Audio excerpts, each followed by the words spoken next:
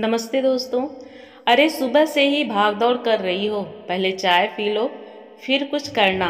ये कहते हुए मैंने अपनी बेटी पम्मी को अपने पास बिठा लिया।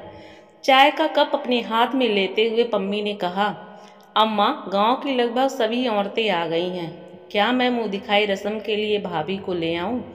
अभी एक दो लोग बाकी हैं, उनके आते ही मुंह दिखाई के लिए बहू को ले आना। बहू तैयार तो है ना?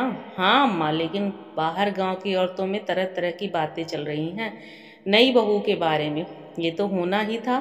अमेरिका में पढ़ी लिखी भारतीय लड़की जब इस गांव की बहू बनकर आई है तो 100 तरह की बातें ही बनेंगी, लेकिन मुझे लोगों की बातें सुनकर अपना मन खराब नहीं करना। कुछ हफ्तों में बेटा और बहू वापस परदेश चले जाएंगे। ऐसे में जितना भी समय हमारे पास है वो हंसी खुशी बीत जाए, ऐसा यत्न करना चाहिए। अम्मा, नई बहू से तुम खुश तो हो ना? मैं बहुत खुश हूँ पम्मी। नई बहू पराये देश में रहते हुए भी भारतीय सभ्यता संस्कृति से जुड़ी हुई है, यह बहुत बड़ी बात है। घर के सभी सदस्यों का कितना आदर करती है। उसे देखकर लगता ही नहीं कि इतने दूर देश से आई है। मुझे अपने बेटे की पसंद पर गर्व है। अब जाओ नई दुल्हन को लाओ, सभी लोग आ चुके हैं।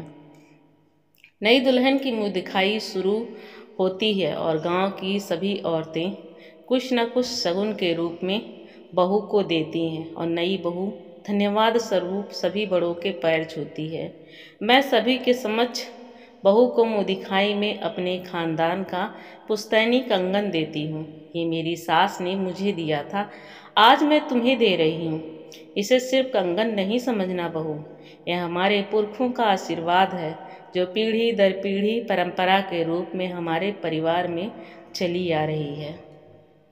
नई बहू उठकर मेरे पैर छूती है और फिर पम्मी के पास जाकर उसे एक कंगन पहनाते हुए कहती है, दीदी अगर ये कंगन हमारे पुरखों का आशीर्वाद है तो उनका आशीर्वाद हम दोनों को मिलना चाहिए, इसीलिए यह एक कंगन हमेशा आपके पास रहेगा और दूसरा मेरे पास। यह सुनते ही मम्मी ने नई बहू को गले से लगा लिया। धन्यवाद दोस्तों, फिर मिलते हैं अगली वीडियो में।